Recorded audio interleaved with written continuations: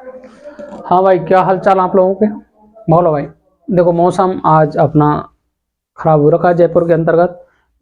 थोड़ा अपन देख लेते हैं क्या अपन पढ़ने वाले हैं। ठीक है, तो अपने बोर्ड के एग्जाम चल रहे हैं और क्लास 12th का जो एग्जाम है वो अभी स्टार्ट हो जाएगा। 4 मार्च को अपना लगने वाला है केमिस्ट्री का एग्जाम, जिसके अंतर्गत मैं कुछ आपको इम्पोर्टेंट टॉपिक जो बच्चे पूछते हैं कि सर इम्पोर्टेंट क्या है। वैसे तो बच्चों पूरे साल जब पढ़ा है तो सब कुछ ही इम्पोर्टेंट है, क्योंकि केमिस्ट्री की जितनी भी अपन एनसीईआरटी की बात करें वो बहुत इंपॉर्टेंट है अपने। तो मेरे हिसाब से टीचर को कंप्लीट पढ़ानी चाहिए, लेकिन काफ़ी बार टीचर उसको इग्नोर भी कर देते हैं और पढ़ा भी नहीं पाते। रीज़न है, तो इसलिए अपन बात करें कि सर इम्पोर्टेंट क्या है। तो वैसे बात करें तो इम्पोर्टेंट सब कुछ है, लेकिन आपको अब लास्ट टाइम में क्या पढ़ के जाना चाहिए ताकि अपन अच्छा स्कोर कर सकते हैं। अच्छा स्कोर करने के लिए आपको कुछ मैं टिप्स देने वाला हूं जो आपके लिए बहुत ही यूजफुल रहने वाली है। तो वीडियो को लास्ट तक देखें, और लास्ट तक देखने का एक ही फायदा होगा कि आप जो भी बच्चे कम स्कोर कर पा रहे हैं वो अच्छा स्कोर उसमें कर सकते हैं। तो देखो, सबसे पहले मैं बात करूं तो प्रीवियस ईयर की आइडिया लगाया जाता है प्रीवियस ईयर पेपर से। तो सबसे पहले मैं बात करूं कि फिजिकल केमिस्ट्री में क्या पढ़े अपन। किस में पढ़े सर? फिजिकल केमिस्ट्री के अंतर्गत क्या पढ़े? Physical chemistry. तो फिजिकल केमिस्ट्री के अंतर्गत आपको इस बार 3 ही चैप्टर है। एक तो है सॉल्यूशन, एक है इलेक्ट्रोकेमिस्ट्री इलेक्ट्रोकेमिस्ट्री और एक है काइनेटिक्स, अर्थात केमिकल काइनेटिक्स। Chemical kinetics. अब आपको लास्ट टाइम में क्या पढ़ के जाना है ये मैं आपको बात करने वाला हूं। बाकी तो मैंने पूरा ही पढ़ाया है, लेकिन क्या पढ़ के जाना चाहिए। चलो भाई, क्या बात करें कि सर सॉल्यूशन के अंतर्गत कंसंट्रेशन टर्म आपको याद होनी चाहिए। जितनी भी कंसंट्रेशन टर्म दे रखी है सभी आपको आनी चाहिए। ठीक है, ज्यादातर केस में आपको कैपिटल एम मोलरिटी से क्वेश्चन पूछता है या फिर मोल फ्रैक्शन से क्वेश्चन पूछता है। मोल फ्रैक्शन से पूछने का एक ही रीजन है उसका, क्योंकि जैसे हेनरी लॉ पढ़ोगे और राउल्ट्स लॉ पढ़ोगे उसमें मोल फ्रैक्शन का यूज होता है। तो आपको दोनों ये भी आने चाहिए। कौन से? एक तो हेनरी लॉ और एक राउल्ट्स लॉ। राउल्ट्स लॉ, ठीक है, राउल्ट्स लॉ आपको आने चाहिए। यहां से मैक्सिमम केस में आपको क्वेश्चन देखने को 101% मिलने वाला है। ठीक है, इसके बाद में टाइप्स ऑफ सॉल्यूशन की बात कर लेता है वो। टाइप्स ऑफ सॉल्यूशन में आपको एक टेबल दे रखी है जिसके एग्जांपल पूछता है वो आपको। ठीक है, तो आपको एक पढ़ के जाना है टाइप्स ऑफ सॉल्यूशन। क्या पढ़ के जाना है sir? Types of solution. Types of solution.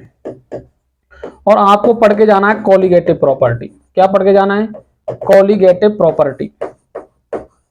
Colligative property, जिसके अंतर्गत आपको फ्रीजिंग पॉइंट क्या होता है, मेल्टिंग पॉइंट क्या होता है, बॉइलिंग पॉइंट क्या होता है और उनके फॉर्मूले क्या है, इतना ही पढ़ जाओगे। इससे सॉल्यूशन चैप्टर से इससे ज्यादा कुछ पढ़ना ही नहीं है आपको।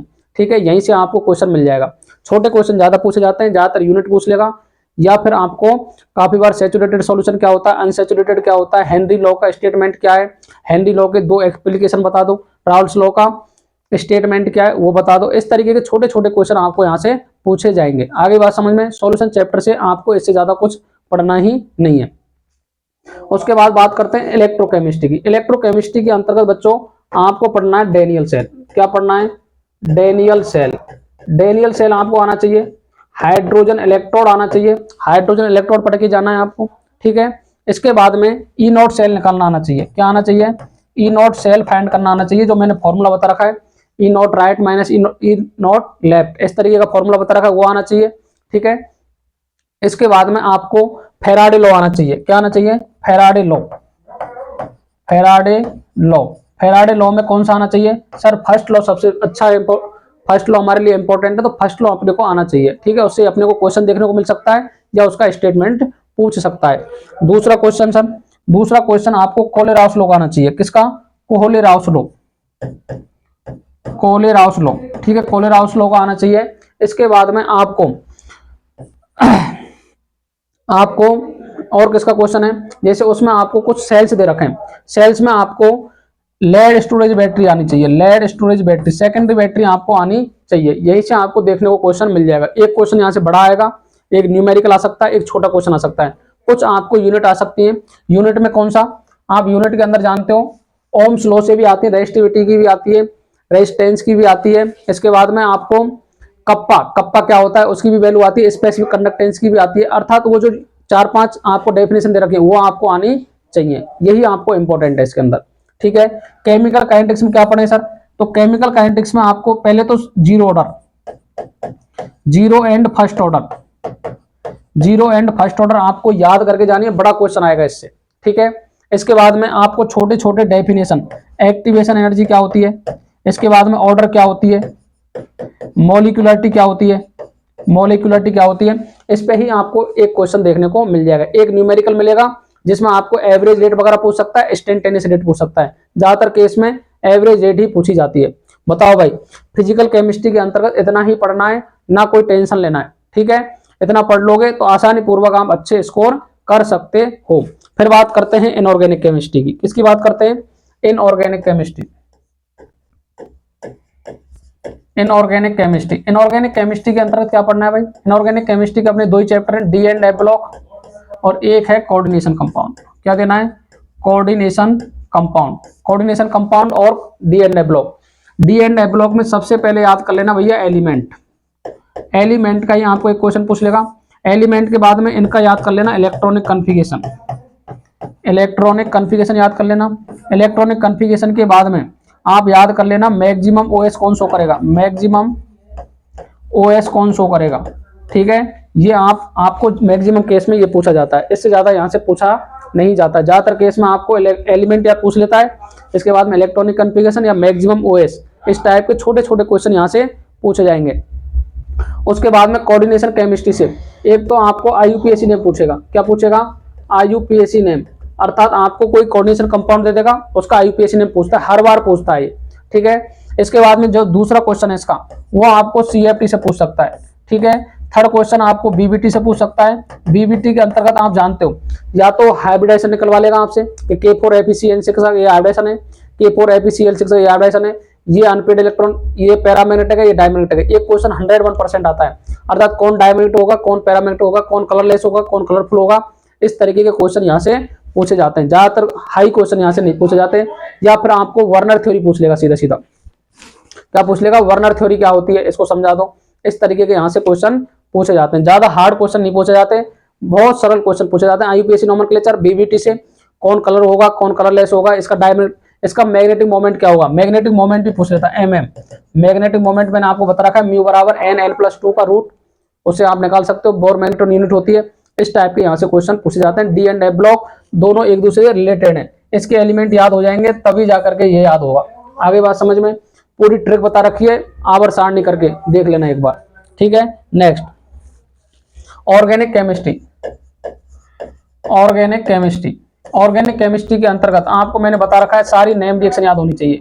क्या होनी चाहिए? नेम रिएक्शन होनी चाहिए, सारी नेम रिएक्शन याद होनी चाहिए। नेम रिएक्शन ज्यादा नहीं है, 10 से 12 नेम रिएक्शन है आपकी। ठीक है, सब याद कर लेंगे। उसके बाद में आपको बॉइलिंग पॉइंट, मेल्टिंग पॉइंट और सॉल्युबिलिटी के ऑर्डर याद होने चाहिए। सॉल्युबिलिटी के ऑर्डर याद होने चाहिए। काफी बार आपको पूछ लेता है कि कौन किसका क्या ऑर्डर रहेगा, तो आपको बता रखा है जो बॉइलिंग पॉइंट है वो डायरेक्टली प्रोपोर्शनल होता है मॉलिक्यूलर वेट के, इनवर्सली प्रोपोर्शनल होता है ब्रांचिंग के।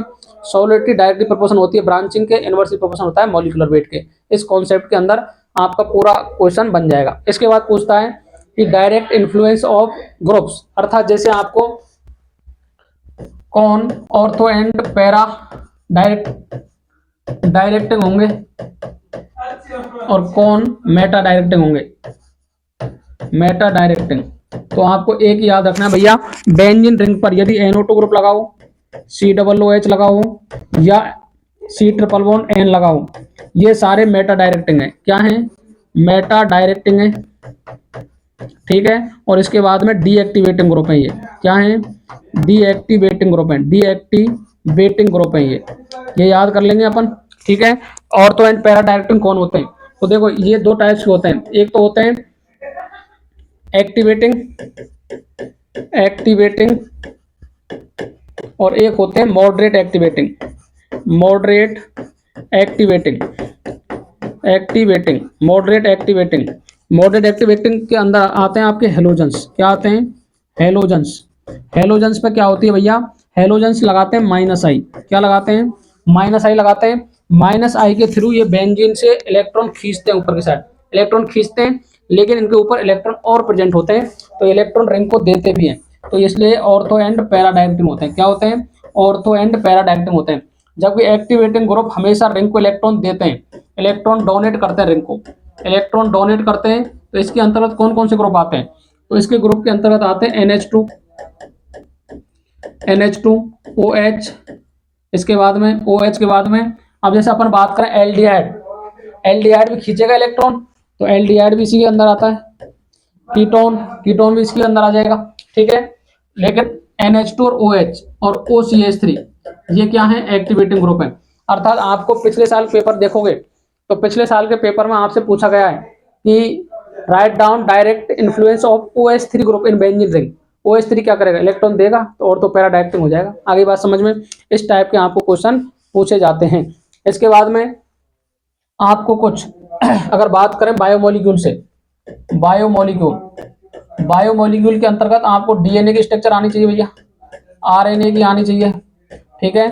कुछ आपको जो कार्बोहाइड्रेट है, कार्बोहाइड्रेट, इसमें डाइसैकेराइड आने चाहिए, मोनोसैकेराइड आने चाहिए और पॉलीसैकेराइड आने चाहिए। अर्थात डाइसैकेराइड में आपको सुक्रोज आना चाहिए, माल्टोज आना चाहिए और लैक्टोज आना चाहिए, ठीक है। ये तीनों आने चाहिए।